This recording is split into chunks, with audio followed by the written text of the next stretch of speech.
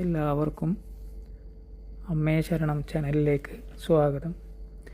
ഇനി നമ്മളൊരു കഥയാണ് പറയാൻ പോകുന്നത്. ശിവഭഗവാനെക്കുറിച്ചുള്ള ഒരു മനോഹരമായ കഥയാണ്. ശിവനും ഭഗീരഥനും ഗംഗാവതരണവും. ഈ കഥ മുഴുവനായും എല്ലാവരും കേൾക്കണം. ഗംഗാനദി എങ്ങനെയാണ് ഭൂമിയിലേക്ക് വന്നതെന്നും അതിൽ ശിവഭഗവാന്റെ പങ്ക് എന്തായിരുന്നുവെന്നും വിവരിക്കുന്നതാണ് ഈ കഥ. ഭഗീരഥൻ്റെ കഠിന തപസ്. പണ്ട് സൂര്യവംശത്തിലെ രാജാവായിരുന്ന ഭഗീരഥൻ തൻ്റെ പൂർവികർക്ക് മോക്ഷം ലഭിക്കുന്നതിനായി ആകാശഗംഗയെ ഭൂമിയിലേക്ക് കൊണ്ടുവരാൻ തീർച്ചപ്പെടുത്തി. അതിനായി അദ്ദേഹം ബ്രഹ്മാവിനെ കഠിനമായി തപസ് ചെയ്തു. ഭഗീരഥൻ്റെ തപസ്സിൽ പ്രീതനായ ബ്രഹ്മാവ് പ്രത്യക്ഷപ്പെട്ട് ഒരു വരം ചോദിക്കാൻ പറഞ്ഞു. ഗംഗയെ ഭൂമിയിലേക്ക് അയക്കണമെന്ന് ഭഗീരഥൻ ആവശ്യപ്പെട്ടു. ബ്രഹ്മാവ് അത് സമ്മതിച്ചെങ്കിലും ഒരു മുന്നറിയിപ്പ് നൽകി. ഗംഗ സ്വർഗത്തിൽ നിന്ന് അതിശക്തമായാണ് ഒഴുകുന്നത്. ആ വേഗത താങ്ങാൻ ഭൂമിക്ക് കഴിയില്ല. ഗംഗയുടെ പതനത്തിൽ ഭൂമി തകർന്നു പോകും. അതുകൊണ്ട് ഗംഗയുടെ വേഗം നിയന്ത്രിക്കാൻ ശിവഭഗവാന് മാത്രമേ സാധിക്കൂ എന്നാണ് മുന്നറിയിപ്പ് നൽകിയത്.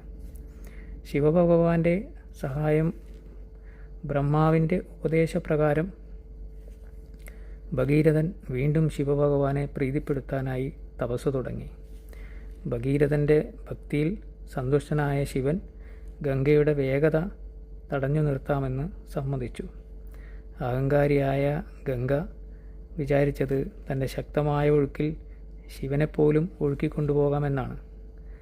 ഗംഗ വലിയ ആർപ്പോടും വേഗതയോടും കൂടി സ്വർഗത്തിൽ നിന്ന് ശിവൻ്റെ തലയിലേക്ക് പതിച്ചു.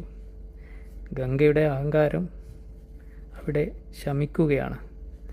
ഗംഗയുടെ അഹങ്കാരം മനസ്സിലാക്കിയ ശിവഭഗവാൻ തൻ്റെ ജടാമകുടം വിടർത്തി ഗംഗയെ അതിനുള്ളിൽ ബന്ധനസ്ഥയാക്കി. ശിവൻ്റെ ജടയ്ക്കുള്ളിൽ കുടുങ്ങിയ ഗംഗയ്ക്ക് പുറത്തു കടക്കാൻ ഒരു വഴിയുമില്ലാതായി. ഗംഗയുടെ അഹങ്കാരം പൂർണ്ണമായും ശമിച്ചു. ഗംഗയെ കാണാതെ വിഷമിച്ച ഭഗീരഥൻ വീണ്ടും ശിവനോട് പ്രാർത്ഥിച്ചു. ഭഗീരഥൻ്റെ അപേക്ഷ മാനിച്ച് ശിവൻ തൻ്റെ ജടയിൽ നിന്ന് ഒരു ചെറിയ ഇഴ മാറ്റി ഗംഗയെ ഭൂമിയിലേക്ക് ഒഴുക്കിവിട്ടു. വളരെ ശാന്തമായാണ് ഗംഗ പിന്നീട് ഭൂമിയിലേക്ക് ഒഴുകിയത്. കഥയുടെ ഗുണപാഠം ഇങ്ങനെയാണ്. ശിവഭഗവാൻ ഗംഗയെ തലയിൽ ധരിച്ചതുകൊണ്ട് ഭഗവാന് ഗംഗാധരൻ എന്ന പേര് ലഭിച്ചു. ഈ കഥ നമ്മെ പഠിപ്പിക്കുന്നത് എത്ര വലിയ ശക്തിയുണ്ടായാലും അഹങ്കാരം പാടില്ല എന്നതാണ്. ലക്ഷ്യബോധത്തോടെയും ക്ഷമയോടെയും പരിശ്രമിച്ചാൽ ഏതൊരു വലിയ കാര്യവും സാധിച്ചെടുക്കാം എന്നാണ്. ഈ കഥ എല്ലാവർക്കും ഇഷ്ടമായെന്ന് കരുതുന്നു. എല്ലാവരും ഇഷ്ടമായെങ്കിൽ എല്ലാവരും ഈ ചാനൽ ഒന്ന് സബ്സ്ക്രൈബ് ചെയ്യുക, ലൈക്ക് ചെയ്യുക, അതുപോലെ ഷെയർ ചെയ്യുക.